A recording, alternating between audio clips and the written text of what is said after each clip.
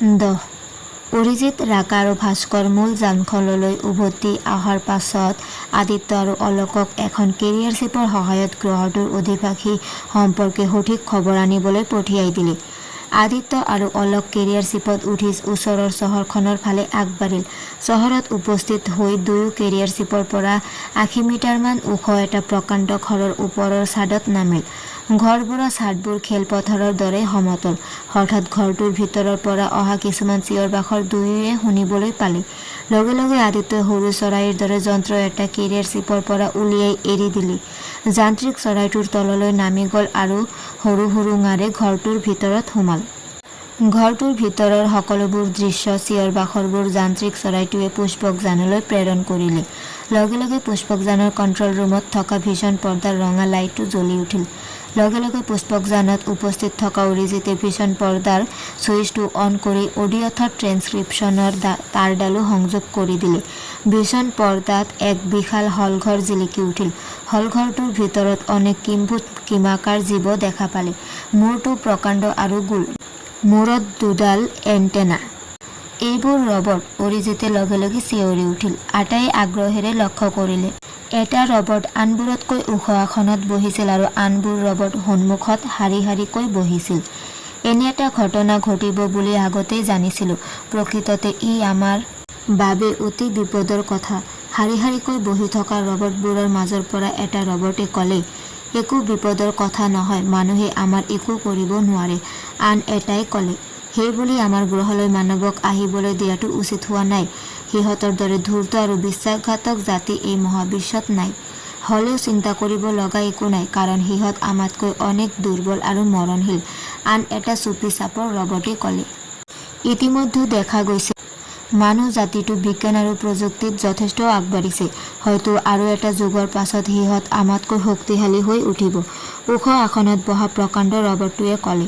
সেয়ে মই কওঁ যে পৃথিৱীৰ মানৱ জাতিক পৃথিৱীৰ বুকুৰ পৰা একেবাৰে নাশ কৰি পেলোৱা হওক, এটা ওখ ৰবটে ক'লে।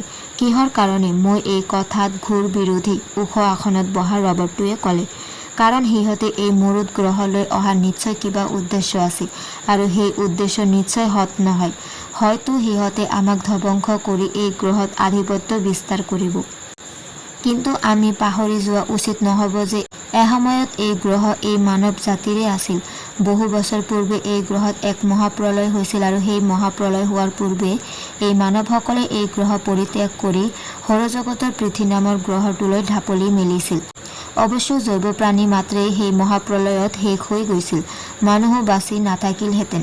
সেই মানুহৰেই সৃষ্টি আমি ৰবটবোৰ ইয়াত থাকি গ'লোঁ।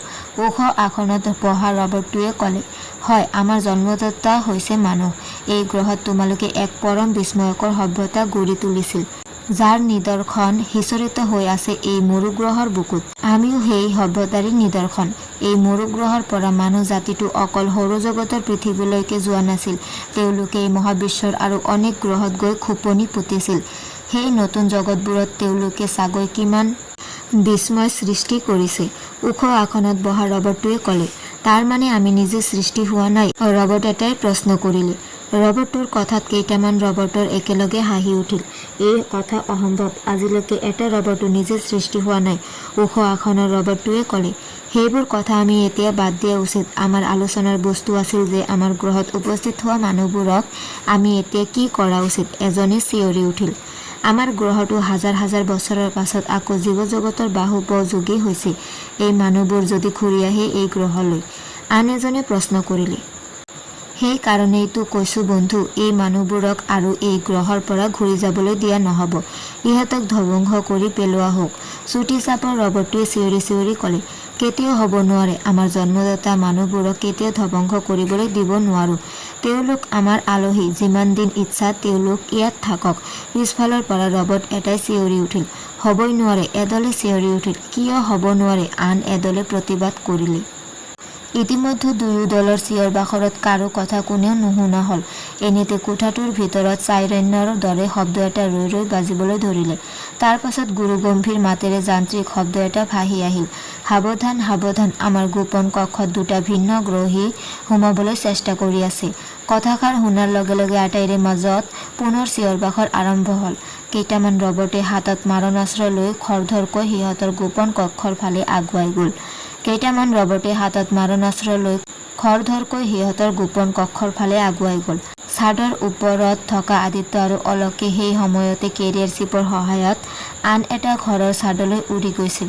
সেইটোৱেই আছিল মৰু গ্ৰহৰ গোপন কক্ষ। তাত উপস্থিত হোৱাৰ লগে লগে কিবা প্ৰকাৰে গম পাই গ'ল সমস্ত ৰবটে। পুষ্পকযানৰ ভীষণ পৰ্দাত নিৰীক্ষণ কৰি থকা অৰিজিতহঁতে ততালিকে আদিত্য আৰু অলকলৈ সাৱধান বাৰ্তা পঠিয়ালে। মুহূৰ্তৰ ভিতৰতে আদিত্য আৰু অলক কেৰিয়াৰ চিপত উঠি পুষ্পকযান অভিমুখে ঢাপলি মেলিলে। কিছুমান যন্ত্ৰ মানৱে এই গ্ৰহত আধিপত্য বিস্তাৰ কৰিছে, জৈৱ মানুহৰ দৰে জীৱন যাপন কৰিছে। এইবোৰ কথা ভাবিলে আচৰিত নালাগেনে অলক? আদিত্যই সুধিলে। এইবোৰ ঘটনা নেদেখা হ'লে হয়তো আমি বিশ্বাস নকৰিলোহেঁতেন। এই ৰবটবোৰে মানুহৰ দৰে চিন্তা কৰিব পাৰে। এই কথা ভাবিলেই আচৰিত লাগে, অলকে ক'লে। আমি ৰবটবোৰৰ পৰা সাৱধানে থকা উচিত, কাৰণ ৰবটবোৰে আমাৰ উপস্থিতি সহজভাৱে ল'ব পৰা নাই। সিহঁতে যিকোনো মুহূৰ্ততে আমাৰ বিপক্ষে ভয়াৱহ হৈ উঠিব পাৰে। ৰবটবোৰৰ অনুসন্ধানত অৰিজিত আৰু গৌতম আগুৱাই গৈ থাকিল। শত্ৰুপক্ষৰ চকুত যাতে সহজে নপৰে তাৰ বাবে দুয়ো অত্যন্ত সাৱধানেৰে আগবাঢ়িব লগা হৈছিল। এইদৰে আগুৱাই গৈ থাকোঁতে হঠাৎ এটা শব্দ অৰিজিতৰ কাণত পৰিল। দুয়ো ৰৈ গ'ল আৰু শব্দটো কোন ফালৰ পৰা আহিছে তাৰ উমান ল'বলৈ চাৰিওফালে সন্ধানী দৃষ্টিৰে চালে, কিন্তু ক'তো একো দেখা নাপালে। টিলাৰ দৰে কিছু ওখ এডোখৰ ঠাইৰ ওপৰত উঠোঁতেই অৰিজিতে ৮-১০টামান ৰবট সেইফাললৈকে আগুৱাই অহা দেখা পালে। অৰিজিতে ততালিকে গৌতমৰ সৈতে টিলাটোৰ পৰা নামিল আৰু সিহঁতে যাতে দেখা নাপায় তাৰ বাবে দ্ৰুত গতিৰে অগ্ৰসৰ হ'ল। অকস্মাত আন এটা টিলাৰ আঁৰৰ পৰা কেইটামান স্পেচ ছুট পৰিহিত প্ৰাণী উৰি অহা দি আহি অৰিজিত আৰু গৌতমৰ সন্মুখত উপস্থিত হ'ল। ভয় নাই, আমি আপোনালোকৰ শত্ৰু নহয়। আপোনালোকৰ বিপদৰ কথা চিন্তা কৰি আমি আপোনালোকৰ ৰক্ষাৰ্থে ইয়ালৈ আহিছোঁ, আগন্তুক এজনে ক'লে। কিন্তু আপোনালোক, অৰিজিতে কিবা কোৱাৰ পূৰ্বে আগন্তুকে পুনৰ ক'লে, সেইবোৰৰ কথা পাছতো জানিব পাৰিব। এই মুহূৰ্ততে এই ঠাই পৰিত্যাগ কৰি আমাৰ লগে লগে আহক। আগন্তুক কেইজনে অৰিজিত আৰু গৌতমক সেই ঠাইৰ পৰা কিছু আঁতৰলৈ লৈ গ'ল আৰু এডোখৰ ঠাইত থিয় হোৱাৰ লগে লগে মাটিত আপোনা আপুনি এই এটা সুৰংগৰ সৃষ্টি হ'ল। অৰিজিত আৰু গৌতমক লৈ প্ৰাণীকেইটাই সেইফালেদি ভিতৰ সোমাল। মাটিৰ তলতো চাৰিওফালে দিন যেন পোহৰ। সেই পোহৰত দিনৰ পোহৰৰ দৰে বস্তু ফটফটীয়াকৈ দেখা পোৱা যায়। অৰিজিতে আগন্তুক কেইজনক ভালদৰে লক্ষ্য কৰিলে। তেওঁলোকৰ আকৃতি প্ৰকৃতি পৃথিৱীৰ মানুহৰ দৰে। আপোনালোক কোন? আপোনালোকতো ৰবট যেন লগা নাই? অৰিজিতে আচৰিত হৈ প্ৰশ্ন কৰিলে। আমি এই গ্ৰহৰে একালত অধিবাসী আছিলোঁ। এই ৰবটবোৰ আমাৰে সৃষ্টি। এই গ্ৰহ বৰ্তমান সম্পূৰ্ণ ৰবটৰ কবলত। বহু যুগৰ পূৰ্বে এই গ্ৰহত মহাপ্ৰলয়ৰ সূচনা হওঁতে এই গ্ৰহৰ পৰা আমি এই মহাবিশ্বৰ কমে ১২টামান গ্ৰহলৈ গুচি যাওঁ, যিবোৰ গ্ৰহ আমাৰ বসবাসৰ উপযোগী আছিল। তাৰ ভিতৰত আপোনালোকৰ সৌৰজগতৰ গ্ৰহ পৃথিৱীও এটা। আমি ইতিমধ্যে গম পাইছোঁ যে আপোনালোক পৃথিৱীৰ পৰা আহি এই গ্ৰহত পদাৰ্পণ কৰিছে, কিন্তু এই গ্ৰহত আধিপত্য বিস্তাৰ কৰা যন্ত্ৰ মানৱবোৰে আপোনালোকক ইয়াৰ পৰা ঘূৰি যাবলৈ নিদিব। সিহঁতে আপোনালোকক ধ্বংস কৰিবলৈ চেষ্টা কৰিব। আপোনালোকৰ লগত আমাৰ তেজৰ সম্পৰ্ক আছে। এসময়ত আমি একেটা গ্ৰহৰে অধিবাসী আছিলোঁ। কিন্তু এটা কথা, অৰিজিতে মাজতে মাত লগালে। কওক। আমি নিকটৱৰ্তী নক্ষত্ৰলোক চিৰিছৰ জুনো নামৰ গ্ৰহটোৰ পৰা ইয়ালৈ আহিছোঁ। আমি এতিয়া জুনো গ্ৰহৰে অধিবাসী। আমি এই কাৰণে ইয়ালৈ আহিছোঁ যে এই মৰু গ্ৰহৰ পৰা যন্ত্ৰ মানৱবোৰে আমাৰ জুনো গ্ৰহত গৈ ইতিমধ্যে কেইবাবাৰো আক্ৰমণ কৰিছে। সিহঁতে আমাক নিশ্চিহ্ন কৰি দিব বিচাৰে। মৰু গ্ৰহৰ আমি আটাইতকৈ নিকটৱৰ্তী। সিহঁতৰ ভয় আমি হয়তো আকৌ মৰু গ্ৰহলৈ উভতি আহিম। এই যন্ত্ৰ মানৱবোৰে বৰ্তমান যি কাণ্ড কাৰখানা আৰম্ভ কৰিছে একালত সমগ্ৰ মহাবিশ্বৰ আতংকৰ কাৰণ হ'ব। এই যন্ত্ৰ মানৱবোৰে নিজে নিজে যন্ত্ৰ মানৱ সৃষ্টি কৰি ল'ব পাৰে। আমাৰে সৃষ্টি এই যন্ত্ৰ মানৱবোৰ এতিয়া আতংকৰ কাৰণ হৈ পৰিছে। আমি এটা দল গঠন কৰি আমাৰ গ্ৰহৰ পৰা ইয়ালৈ আহি আত্মগোপন কৰি আছোঁ। তলত এই গোপন কেন্দ্ৰটো নিৰ্মাণ কৰি লৈছোঁ। আমাৰ মুখ্য উদ্দেশ্য এই যন্ত্ৰ মানৱবোৰক ধ্বংস কৰা। কিন্তু ইমানবোৰ যন্ত্ৰ মানৱক কেনেকৈ ধ্বংস কৰিব? অৰিজিতে প্ৰশ্ন কৰিলে। এই গ্ৰহৰ মুখ্য নগৰীত যন্ত্ৰ মানৱবোৰক পৰিচালনা কৰা এটা গোপন কক্ষ আছে। সেই গোপন কক্ষটো ধ্বংস কৰিব পাৰিলে আটাইবোৰ যন্ত্ৰ মানৱেই বিকল হৈ পৰিব। জনুবাসীৰ কথাত অৰিজিতে খন্তেক চিন্তা কৰি পুনৰ প্ৰশ্ন কৰিলে, আপোনালোক ইয়াত সংখ্যাত কিমান আছে? আমি ইয়াত ৩৫জন আছোঁ। ইয়াৰ পৰা কিছু আঁতৰত আমাৰ আৰু এটি গোপন কক্ষ আছে, তাতো আমাৰ ৩৫জন সদস্য আছে। আমি এতিয়া কি কৰা উচিত কওক? অৰিজিতে আগ্ৰহেৰে সুধিলে। সিহঁতৰ গোপন কক্ষৰ পৰিচালনা কেন্দ্ৰটো ধ্বংস কৰিলে যন্ত্ৰ মানৱবোৰ নিশেষ হৈ যাব। সেই গোপন কক্ষ ক'ত আছে? অৰিজিতে পুনৰ প্ৰশ্ন কৰিলে। আপোনালোকে আমাক সহায় কৰিব? জনুবাসী এজনে সুধিলে। নিশ্চয় কৰিম, অৰিজিতে হাঁহি ক'লে। কিন্তু আমি অতি সাৱধানে কামবোৰ কৰিব লাগিব, কাৰণ বাহিৰত যন্ত্ৰ মানৱবোৰে আমাক পিয়াপি দি ফুৰিছে। আহক ছাৰ, এই বুলি এজনে অৰিজিতক পেৰিস্কোপৰ দৰে যন্ত্ৰ এটাৰ ওচৰলৈ লৈ গ'ল। অৰিজিতে যন্ত্ৰটো চকু থৈ দেখে যে মাটিৰ ওপৰত যন্ত্ৰ মানৱ কেইটামানে ইফালৰ পৰা সিফাললৈ ঘূৰি ফুৰিছে, যেন সিহঁতে কিবা চিকাৰহে বিচাৰিছে। গোপন কক্ষটো ক'ত আছে আপোনালোকে কিবা জানেনে? যন্ত্ৰটোৰ পৰা আঁতৰি আহি অৰিজিতে সুধিলে। জানো, কিন্তু তালৈ যোৱাটো সহজসাধ্য নহয়। চেষ্টা কৰি চাওঁ, অৰিজিতে ক'লে। যন্ত্ৰ মানৱবোৰ আঁতৰি নোযোৱা পৰ্যন্ত ৰ'ব লাগিব। কিছু সময়ৰ পাছত সেই ঠাইৰ পৰা যন্ত্ৰ মানৱবোৰ আঁতৰ হ'ল। দুজন জনুবাসীৰ সৈতে অৰিজিত আৰু গৌতম ভূমি সাগৰৰ ওপৰলৈ আহিল আৰু অতি সাৱধানে এফালে আগবাঢ়িল। ক'ত কেনেকৈ কি কৰিব লাগিব জনুবাসী দুজনে অৰিজিতক যাওঁতে বুজাই গ'ল। অৱশেষত চাৰিওজন গৈ এক বৃহৎ সৰোবৰৰ পাৰত উপস্থিত হ'ল। সৰোবৰত পানীৰ পৰিৱৰ্তে আছে বোকাৰ এবিধ জুলীয়া পদাৰ্থ। চহৰৰ ফালৰ পৰা অহা বৃহৎ পৰিধিৰ এডাল পাইপৰ এটা মূৰ সেই সৰোবৰতে তললৈ পোত গৈ আছে। পাইপডালৰ পৰিধি ২ মিটাৰতকৈও বেছি। এসময়ত এই পাইপডালেৰে চহৰৰ দূষিত পানী আদি নিষ্কাশন কৰি এই সৰোবৰত পেলোৱাৰ ব্যৱস্থা আছিল। এতিয়া যন্ত্ৰ মানৱবোৰে পাইপডাল অব্যৱহৃত কৰি ৰাখিছে। আমি এতিয়া এই পাইপডালৰ কাষেৰে আগুৱাই যাব লাগিব। এই মেপখন চাই ল'লেই বুজি পাব। জনুবাসী এজনে মেপ এখন উলিয়াই অৰিজিতক দেখুৱালে। কিন্তু আমি এতিয়া একেলগে আগবাঢ়িলে বিপদত পৰিম, আনজন জনুবাসীয়ে ক'লে। অৰিজিতে মেপখন মনোযোগেৰে চাই ক'লে, এটা কাম কৰিলে কেনে হয়? এই ঠাইৰ পৰা মই অকলেই আগবাঢ়িম। আপোনালোকে মোৰ লগত ইয়াৰ পৰা কেৱল যোগাযোগ কৰিব। কিন্তু ছাৰ, আপুনি অকলে? কোনো চিন্তা নকৰিব, মই নিৰাপদে কাম সমাধা কৰি উভতি আহিম। এই বুলি অৰিজিতে শক্তিশালী মাৰণাস্ত্ৰ এটমিক ডিছইণ্টিগ্ৰেটৰ কাৰ্বাইনটো উলিয়াই প্ৰকাণ্ড পাইপডাল একাংশলৈ লক্ষ্য কৰি পুছ বাটন টিপিলে। মুহূৰ্তৰ ভিতৰতে পাইপডালৰ একাংশ অদৃশ্য হৈ গ'ল।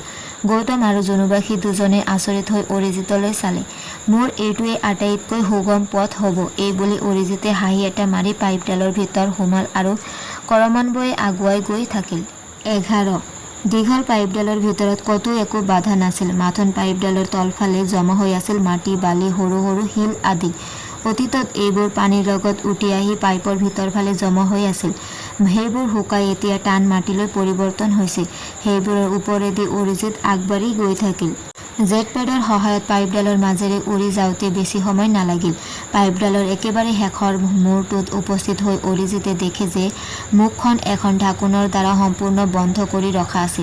অকণো সময় পলম নকৰি অৰিজিতে হাতত এটমিক ডিছইণ্টিগ্ৰেটৰ কাৰ্বাইনটো তুলি ল'লে আৰু সন্মুখলৈ টুৱাই পুট বাটন টিপিলে। মুহূৰ্ততে বন্ধ মুখখনৰ একাংশ অদৃশ্য হৈ গ'ল। অৰিজিতে সেইফালেৰে বাহিৰলৈ ভুমুকি মাৰি চালে। কিছু আঁতৰত থিয় হৈ আছে শাৰী শাৰী আকাশচুম্বী অট্টালিকা। চাৰিওফালে কেৱল অট্টালিকা। ওচৰে পাজৰে এটা যন্ত্ৰ মানৱ দেখা নাপালেও অৰিজিতে ওলাবলৈ সাহস নকৰিলে। কাৰণ শত্ৰুৰ কাৰণে যন্ত্ৰ মানৱবোৰে হয়তো য'তে ত'তে সংকেত জ্ঞাপন যন্ত্ৰ বহুৱাই ৰাখিব পাৰে। কিছু সময় পাইপডালৰ ভিতৰতে থাকি অৰিজিতে লগত অনা মেপখন এবাৰ ভালদৰে পৰীক্ষা কৰি ভয়ে ভয়ে এখোজ দুখোজকৈ আগবাঢ়িল। কেইখোজমান গৈয়ে এটা বৃহৎ আকাৰৰ অট্টালিকাৰ সন্মুখত গৈ অৰিজিত ৰ'ল। অট্টালিকাটোৰ ভিতৰলৈ যোৱা পথটোত এখন প্ৰকাণ্ড গেট। গেটখন যথেষ্ট ওখ আৰু কটকটীয়াকৈ বন্ধ কৰি থোৱা আছে।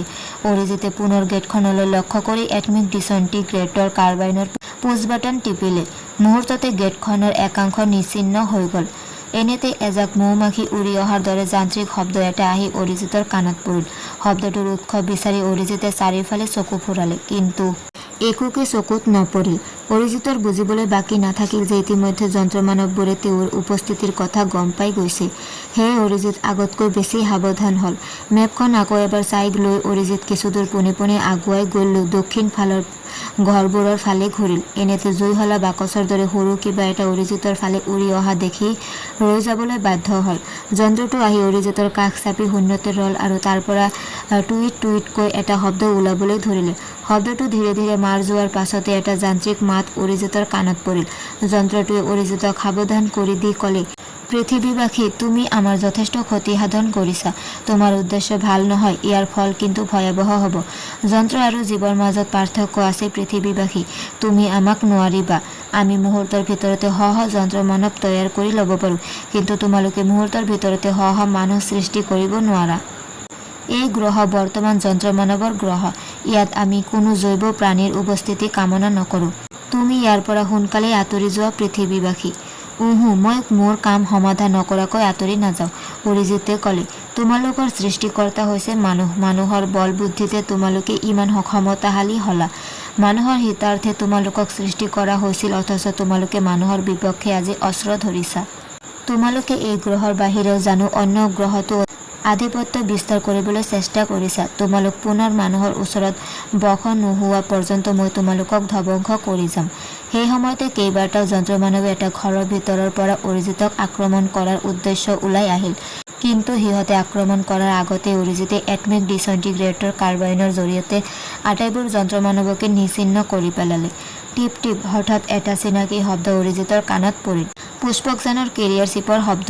তেওঁৰ সহায়ৰ বাবে নিশ্চয় কোনোবা আহিছে। অৰিজিতে ততালিকে পিছলৈ ঘূৰি চালে। ইতিমধ্যে কেৰিয়াৰ চিপৰ পৰা গৌতম আহি অৰিজিতক উদ্দেশ্যি ক'লে, আপোনাৰ বিপদৰ কথা চিন্তা কৰিয়েই মোক আটাই আপোনাৰ ওচৰলৈ পঠিয়াই দিছে ছাৰ। তোমাৰ লগত থকা জুনুবাসী দুজন ক'ত? অৰিজিতে সুধিলে। তেওঁলোক বৰ্তমান আমাৰ জানত আৰু ভিছনৰ যোগেদি তাত সতৰ্কভাৱে আপোনাৰ গতিবিধিৰ ওপৰত লক্ষ্য ৰাখিছে। ঠিক আছে, এতিয়া আহা, আমাৰ অনুসন্ধান কাৰ্য আৰম্ভ কৰোঁ। এতিয়া কথা পতাৰ সময় নাই। আমি পোনতে এই যন্ত্ৰমানৱবোৰৰ গোপন কক্ষটো বিচাৰি উলিয়াব লাগিব। গৌতম আৰু অৰিজিত দুয়ো অগ্ৰসৰ হ'ল। হঠাৎ কোনোবা ফালৰ পৰা দ্ৰুত গতিৰে তিনিটা যন্ত্ৰমানৱ লৰি আহি দুয়োৰে সন্মুখত থিয় হ'ল। এটা যন্ত্ৰমানৱৰ হাতৰ লেজাৰ গানৰ পৰা উজ্জ্বল নীলা শক্তিশালী ৰশ্মি এটা ওলাই গৌতমৰ গাৰ কাষেদিয়ে পাৰ হৈ গ'ল। গৌতম কথা মপিহে ৰক্ষা পৰিল। অৰিজিত আৰু গৌতম চকুৰ পচাৰতে মাটিত বাগৰি পৰি যন্ত্ৰমানৱ কেইটাক এটমিক কাৰ্বাইনৰ দ্বাৰা আক্ৰমণ কৰিলে। মুহূৰ্ততে যন্ত্ৰমানৱ কেইটা অদৃশ্য হৈ গ'ল। অৰিজিত আৰু গৌতম দুয়ো পৰাৰ পৰা উঠি দুহাৰী অট্টালিকাৰ মাজেৰে আগবাঢ়ি যাবলৈ ধৰিলে। পুনৰ দুয়োফালৰ পৰা দুদল যন্ত্ৰমানৱ অৰিজিতহঁতক বাধা দিবলৈ লৰি আহিল। সংখ্যাত সিহঁত অগণন, সৰু ডাঙৰ অনেক। অৰিজিত আৰু গৌতম দুয়ো হাতত অমোঘ অস্ত্ৰ এটমিক ডিছইণ্টিগ্ৰেটৰ কাৰ্বাইনৰ পুছ বাটন টিপি ৰল। দুয়োফালৰ পৰা আগুৱাই অহা যন্ত্ৰমানৱবোৰ এটা নিৰ্দিষ্ট দূৰত্বত অদৃশ্য হৈ গ'ল। তথাপি সিহঁত আহিয়েই থাকিল। ৰক্তবীজৰ বংশৰ দৰে সিহঁতৰ যেন শেষ নাই। অগণন যন্ত্ৰমানৱ অদৃশ্য হৈ যাবলৈ ধৰিলে। এটা সময়ত সিহঁত অহা সোঁত বন্ধ হ'ল। অৰিজিত আৰু গৌতমে স্বস্তিৰ নিশ্বাস এৰিলে। দুয়ো পুনৰ আগবাঢ়িল। বৃহৎ আকাৰৰ অট্টালিকাবোৰৰ মাজেৰে পাৰ হৈ গৈ থাকোঁতে হঠাৎ অৰিজিতে এটমিক কাৰ্বাইনৰ মুখ ওপৰলৈ টোঁৱাই পুছ বাটন টিপিলে। লগে লগে ওপৰৰ পৰা কেইটামান যন্ত্ৰমানৱৰ বিধ্বস্ত অংশ কিছুমান আহি দুয়োৰে আগত পৰিল। গৌতম অবাক হ'ল। ইয়াত সামান্য অসাৱধান হ'লেই মৃত্যুক সাৱটি ল'ব লাগিব গৌতম। এতেকে চাৰিওফালে চকু কাণ খোলা ৰাখি আগবাঢ়া, অৰিজিতে ক'লে। অট্টালিকা দুটা পাৰ হৈ অৰিজিত আৰু গৌতম দুয়ো সদৃশ্য গোলাকাৰ অট্টালিকা এটাৰ সন্মুখীন হ'ল। অট্টালিকাটো অনেক কাৰুকাৰ্য খচিত। এইটোৱে সেই অট্টালিকা। ইয়াৰ ভিতৰতে যন্ত্ৰমানৱবোৰৰ পৰিচালনা কেন্দ্ৰ আছে, অৰিজিতে ক'লে। গৌতম আগবাঢ়ি যাব খোজোতে অৰিজিতে বাধা দি ক'লে, ৰবা গৌতম, ইয়াত তেনেদৰে সোমাব নোৱাৰিবা। ইয়াত হেনো সাংঘাতিক নিৰাপত্তাৰ ব্যৱস্থা আছে। তুৰন্দাৰৰ সন্মুখত দুয়ো ৰল। অৰিজিতে এইবাৰ ভোমোৰাৰ সমান সৰু ছেফটি ইণ্ডিকেটৰ নামৰ যন্ত্ৰ এটা উলিয়ালে। যন্ত্ৰটো অৰিজিতৰ হাতৰ পৰা ওপৰলৈ উৰি ঘৰটোৰ তুৰন্দাৰৰ ফালে আগবাঢ়িল। তুৰন্দাৰৰ ওপৰত ৰৈ যন্ত্ৰটোৱে ৰঙা কিৰণ বিকিৰণ কৰিবলৈ ধৰিলে। অৰিজিতহঁতৰ বুজিবলৈ বাকী নাথাকিল যে তুৰন্দাৰৰ চাৰিওফালে শক্তিশালী বিদ্যুৎ প্ৰবাহিত হৈ আছে। সেই তুৰণ পাৰ হ'বলৈ চেষ্টা কৰা হ'লে অৰিজিত আৰু গৌতম দুয়ো জ্বলি ছাই হৈ গ'লহেঁতেন। অৰিজিতে পুনৰ চুম্বকদণ্ড এডাল বাহিৰ কৰি বিদ্যুৎ প্ৰবাহৰ সংযোগ বিচ্ছিন্ন কৰি পেলালে আৰু তাৰ পাছত নিৰ্বিঘ্নে তোৰণখন অতিক্ৰম কৰিলে। অট্টালিকাটোৰে সন্মুখত থিয় হৈ অৰিজিতে গৌতমক তাতে ৰ'বলৈ কৈ অকলে ভিতৰলৈ সোমাই গ'ল। ভিতৰলৈ সোমাব পৰা পথটোৰ মুখতে এখন শক্তিশালী দুৱাৰ। বন্ধ দুৱাৰখন এটমিক ডিছইণ্টিগ্ৰেটৰ কাৰ্বাইনৰ দ্বাৰা মুকলি কৰাৰ লগে লগে এদল ৰবট অৰিজিতৰ ফালে লৰি আহিল।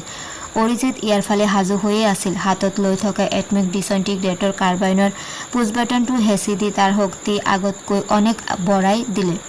আটাইবোৰ যন্ত্ৰমানৱে মুহূৰ্তৰ ভিতৰতে অদৃশ্য হৈ গ'ল। অৰিজিত ঘৰটোৰ ভিতৰ ভাগলৈ সোমাই গ'ল। বাহিৰত অপেক্ষা কৰি থকা গৌতমে এডাল যন্ত্ৰমানৱ আগুৱাই অহা দেখা পালে, কিন্তু এটমিক ডিচইণ্টিগ্ৰেটৰ কাৰ্বাইনৰ শক্তিৰ প্ৰভাৱত কোনোটো যন্ত্ৰমানৱেই কাষ চাপিব নোৱাৰিলে।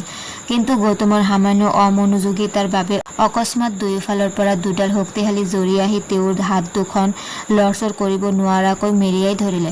হাতত থকা এটমিক ডিচইণ্টিগ্ৰেটৰ কাৰ্বাইনটো তেওঁ ব্যৱহাৰ কৰিব নোৱাৰা হ'ল। সেই মুহূৰ্ততে দুটা যন্ত্ৰমানৱ আহি গৌতমৰ সন্মুখত উপস্থিত হ'ল। এটা যন্ত্ৰমানৱে গৌতমৰ হাতৰ পৰা এটমিক ডিচইণ্টিগ্ৰেটৰ কাৰ্বাইনটো কাঢ়ি ল'লে। গৌতমে বুজিলে যে এইবাৰ আৰু ৰক্ষা নাই, মৃত্যু নিশ্চিত। যন্ত্ৰমানৱটোৱে এটমিক ডিচইণ্টিগ্ৰেটৰ কাৰ্বাইনটো গৌতমলৈ লক্ষ্য কৰি টোঁৱালে।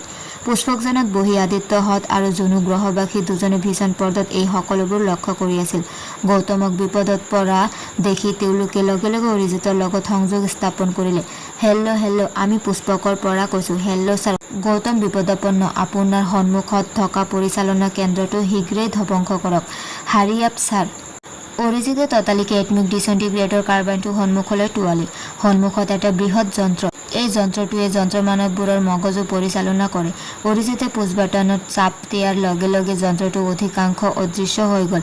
মুহূৰ্ততে যন্ত্ৰমানৱবোৰে নিষ্ক্ৰিয় হৈ পৰিল। য'ত যি যেনেকৈ আছিল তেনেকৈয়ে ৰ'ল। যিটো যন্ত্ৰমানৱে গৌতমক হত্যা কৰিব খুজিছিল সিও জঠৰ হৈ ৰৈ গ'ল। তাৰ হাতৰ পৰা এটমিক কাৰ্বাইনটো সৰি পৰিল। গৌতমৰ হাতৰ বান্ধবোৰ আপোনা আপুনি মুকলি হৈ গ'ল। ইতিমধ্যে অৰিজিত লৰি আহিল গৌতমৰ ওচৰলৈ। গৌতম, তুমি ঠিকেই আছাতো? অৰিজিতে উৎকণ্ঠাৰে সুধিলে। হয় ছাৰ, ঠিকেই আছোঁ, গৌতমে হাঁহি ক'লে। অৰিজিতে এক স্বস্তিৰ নিশ্বাস এৰিলে। অলপ সময়ৰ পাছত কেইজনমান জুনু গ্ৰহবাসী আহি অৰিজিত আৰু গৌতমক ঘেৰি ধৰিলে। আপোনালোকৰ ওচৰত আমি চিৰ কৃতজ্ঞ থাকিম। এই গ্ৰহৰ দুৱাৰ পৃথিৱীবাসীৰ কাৰণে সদায় খোলা থাকিব। যিটো কাম ইমান দিনে কৰিব পৰা নাছিলোঁ, সেই কাম আপোনালোকে কম সময়ৰ ভিতৰতে কৰি পেলালে। জুনু গ্ৰহবাসী এজনে ক'লে। এয়া আমাৰ শক্তিশালী অস্ত্ৰ এটমিক ডিচইণ্টিগ্ৰেটৰ কাৰ্বাইনৰ কাম। যিটো অস্ত্ৰৰ সহায়ত আমি মহাবিশ্বৰ যিকোনো গ্ৰহতে নিজৰ প্ৰতিপত্তি দেখুৱাব পাৰোঁ। এই অস্ত্ৰই আমাক সকলো গ্ৰহৰ বুকুতে সুৰক্ষা প্ৰদান কৰিব, গৌতমে ক'লে।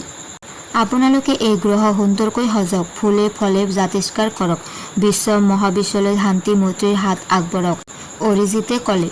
এই গ্ৰহ আমাৰ বাসোপযোগী কৰি তুলিবলৈ আমাৰ কিছু কাল লাগিব। কাৰণ এই গ্ৰহৰ মাটি, পানী, বায়ু সম্পূৰ্ণ বিষাক্ত হৈ আছে। কোনো জৈৱ প্ৰাণীৰ বাবে ই এতিয়া বাসোপযোগী হৈ থকা নাই।